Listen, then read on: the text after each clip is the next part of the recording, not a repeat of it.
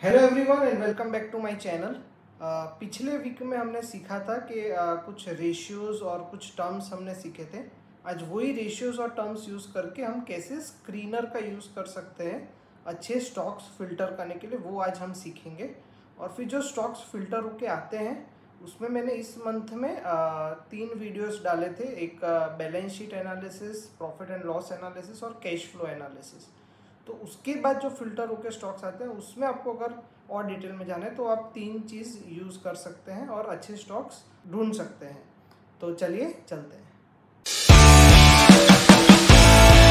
जैसे कि मैंने बताया, आज हम सीखेंगे कि हम स्क्रीनर से कैसे स्टॉक फिल्टर्स कर सकते हैं। टोटल 4 से 5 हजार कंपनीज लिस्टेड है स्टॉक मार्केट में इंडिया के, एनएसई और बीएसई पे। उसमें से हम कैसे बेस्ट स्टॉक्स निकाल सकते हैं वो हम आज सीखेंगे। और उसके लिए मैं यूज़ करूंगा screener.in। ये कोई भी एडवर्टाइजिंग नहीं है, बट मैं पर्सनली ये यूज़ करता हूँ। अब हम लोग ये होम स्क्रीन है स्क्रीनर का। अब इसमें हम जाएंगे क्रिएट न्यू स्क्रीन। अब जैसे कि आपने मेरे पिछले वीडियोस में देखा होगा, और अगर नहीं देखा है तो आप जाके देख सकते हैं। तो इधर हमको क्राइटेरिया डालना है कि हमको क्या क्या मिनिमम क्राइटेरिया चाहिए कोई भी स्टॉक चूज करने के लिए। तो पहला जैसे कि है, पहला मैं डालूंगा, हमने पिछले वीडियो में बात की थी, तो प्रोमोटर होल्डिंग। तो मेरा जो क्राइटेरिया है वो प्रोमोटर होल्डिंग के लिए ऐसा है कि मिनिमम प्रोमोटर होल्डिंग एटलीस्ट 50% होना चाहिए। तो promoter holding should be greater than 50। Sorry, okay, promoter holding greater than 50%। अब दूसरा फिल्टर एंड। ओके, सो दूसरा मेरा जो क्राइटेरिया है तो वो ऐसा है कि प्रमोटर होल्डिंग कभी प्लेज नहीं होना चाहिए। तो मैं जो पर्सनली करता हूँ वो होता है pledge percentage should be equal to 0 and. अब थर्ड क्राइटेरिया, तो थर्ड क्राइटेरिया है फॉर एग्जांपल के जो पी रेशियो है, प्राइस टू अर्निंग रेशियो, इन सब के मीनिंग्स मैंने मेरे पिछले वीडियो में आपको बताए हुए हैं। प्राइस टू अर्निंग्स है वो उसकी जो स्पेसिफिक इंडस्ट्री है उस इंडस्ट्री से कम होना चाहिए। सो वो बेसिकली वो इसीलिए ये स्क्रीन ये फिल्टर है कि उस वजह से हमको ऐसा पता चले कि कौन सी कंपनी उस इंडस्ट्री में कम प्राइस टू अर्निंग पे ट्रेड कर रही है, और शायद वो अंडर वैल्यूड कंपनी हो सकती है। दूसरा स्क्रीनर अगर मुझे ऐसा डालना है कि पी रेशियो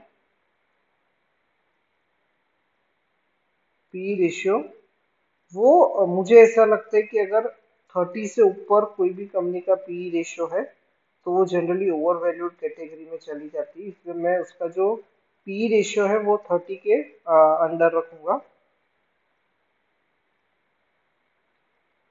एंड अब जो मुझे कंपनी का आरओसी ही है, रिटर्न ऑन कैपिटल एम्प्लॉयड, ये भी हमने इसके बारे में भी टर्म सीखा था पिछले वीडियो में कि इन सब का मीनिंग क्या है। तो जो आरओसी है वो मुझे एटलीस्ट 15 का चाहिए। तो it should be greater then 15। जो रिटर्न ऑन इक्विटी है वो भी मुझे एटलीस्ट 15 का चाहिए।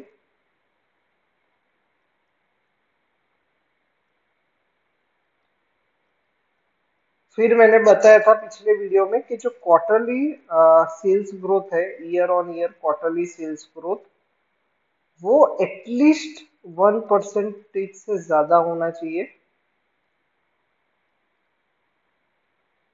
Should be at least greater than 1। Sales के साथ साथ मेरा एक और क्राइटेरिया ऐसा है कि प्रॉफिट ग्रोथ भी होना चाहिए। तो year on year quarterly profit growth should also be greater than 1।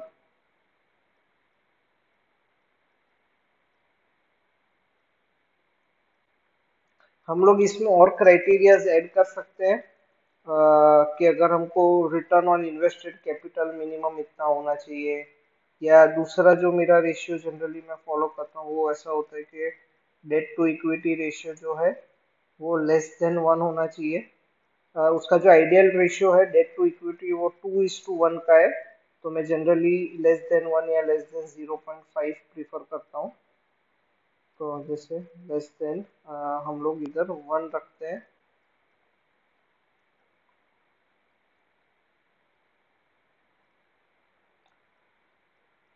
फिर उसके बाद अगर हमको इसमें रिटर्न ऑन इन्वेस्टेड कैपिटल का मतलब ऐसा है कि हमने जो कैपिटल इन्वेस्ट किया है वो शेयर बाई करने पे उस पे हमको कितना रिटर्न जनरेट हुआ है, तो रिटर्न ऑन इन्वेस्टेड कैपिटल वो भी मैं अगर चलो 15 का रखता हूँ, it should also be greater then 15%।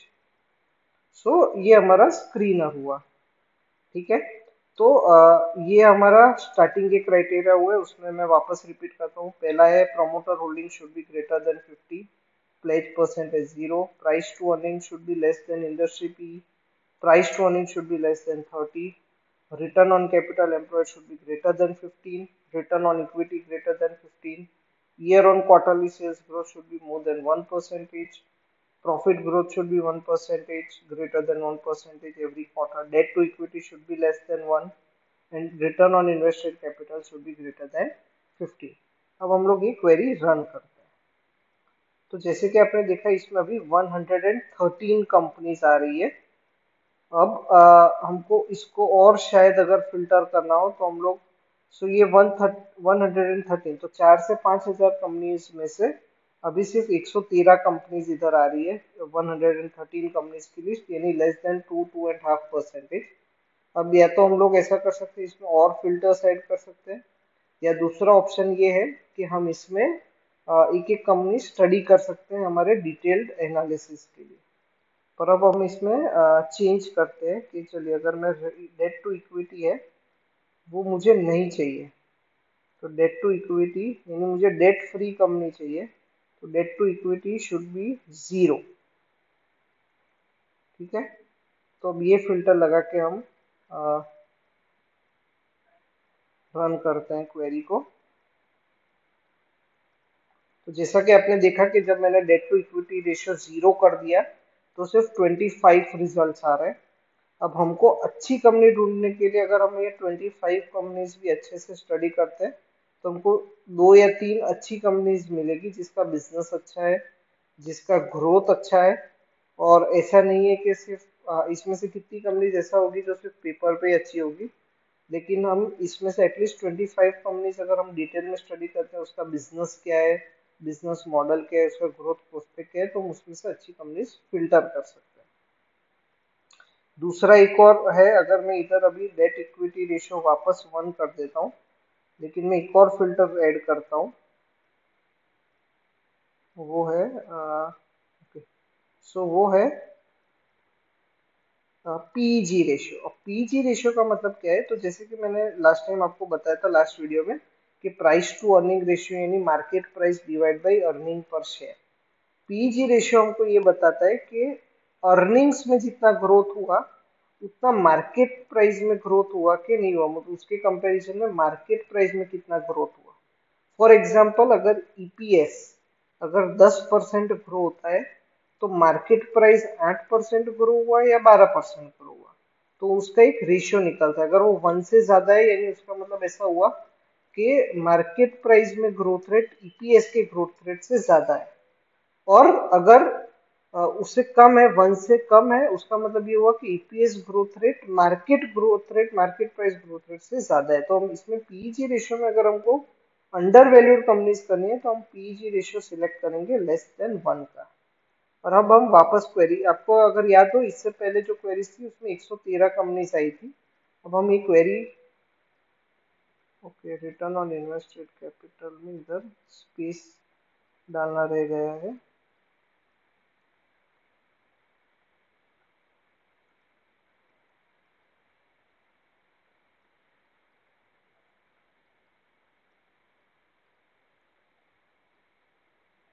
सो अब जैसे कि हम देख सकते हैं कि इसमें 78 कंपनीज आ गई है, यानी 78 कंपनीज में ऐसा है कि एक एडिशनल फिल्टर जो हमने डाला, तो हम ऐसे करके स्क्रीनर यूज करके अपने हिसाब से फिल्टर्स डाल सकते हैं।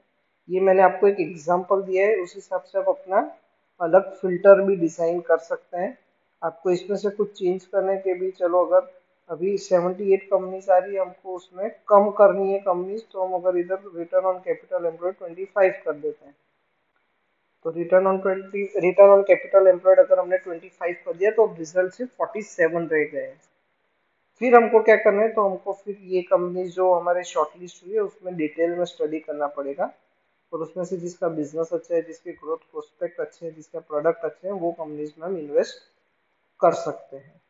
तो ये था स्क्रीनर, कि आप कैसे स्क्रीनर डॉट इन यूज करके अपना अलग अलग स्क्रीनर्स फिल्टर्स बना सकते हैं।